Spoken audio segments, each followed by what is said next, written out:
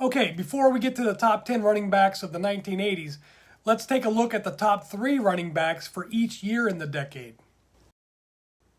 The top 10 most valuable running backs of the 1980s.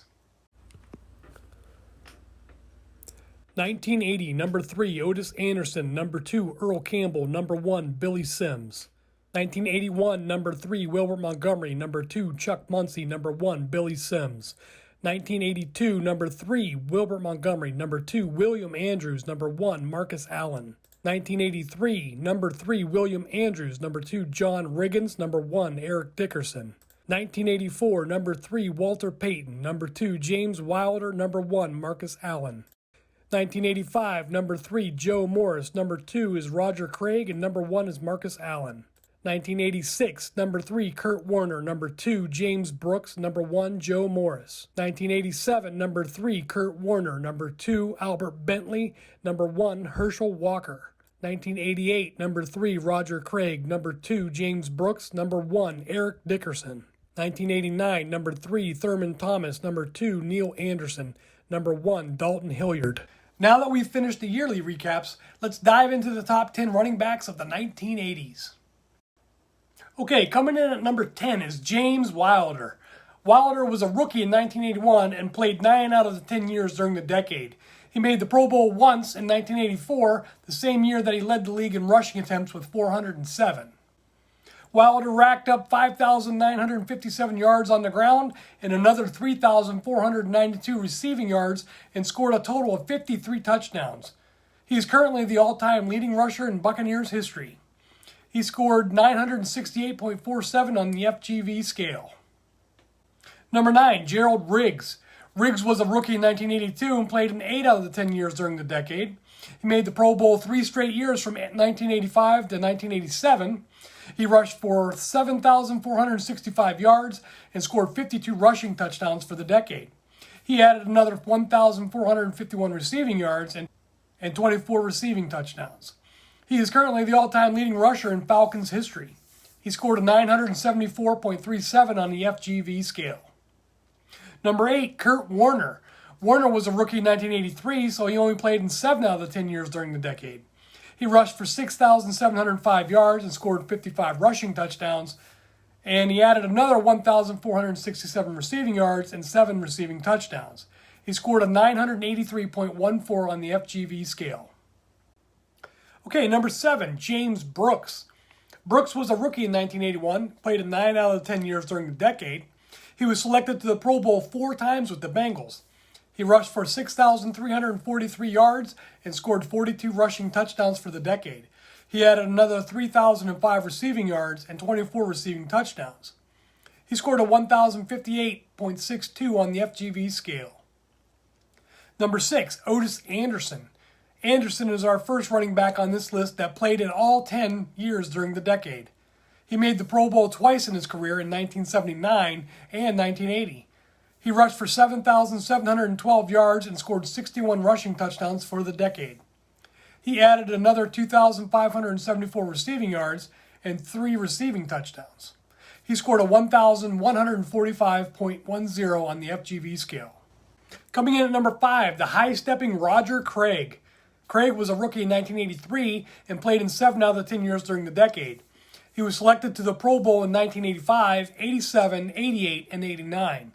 He was also selected to the All-Pro First Team in 1986, the same year that he won the Offensive Player of the Year award. He led the league in receptions in 1985. He also led the league in yards from scrimmage in 1988. He rushed for 6,625 yards and scored 49 rushing touchdowns for the decade. He added another 4,241 receiving yards and 16 receiving touchdowns. He scored a 1,161.44 on the FGV scale. Number 4, Tony Dorsett. Our first Hall of Famer to make this list, Dorsett played in 9 out of 10 years during the decade, retiring after the 1988 season. He led the league in attempts in the strike-shortened 1982 year with 177. He won the Offensive Rookie of the Year in 1977, made the Pro Bowl in 1978, 81, 82, and 83, and was a first-team All-Pro selection in 1981. He rushed for 9,300 yards and scored 52 rushing touchdowns for the decade. He added another 2,528 receiving yards and 9 receiving touchdowns. He scored a 1,230.19 on the FGV scale. Number 3 on our list is Marcus Allen. He's our second Hall of Famer on the list, and he was a rookie in 1982 and played in 8 out of the 10 years during the decade. He won the Offensive Rookie of the Year award in 1982 and was voted to the Pro Bowl and selected as a first-team All-Pro. Allen would make the Pro Bowl 5 more times in his career and was selected to the All-Pro First Team in 1985, the same year that he won the league MVP and Offensive Player of the Year awards. He led the league in rushing yards with 1,759 and yards from scrimmage 2,314 in 1985 as well. He rushed for 7,275 yards and scored the second most rushing touchdowns for the decade with 63.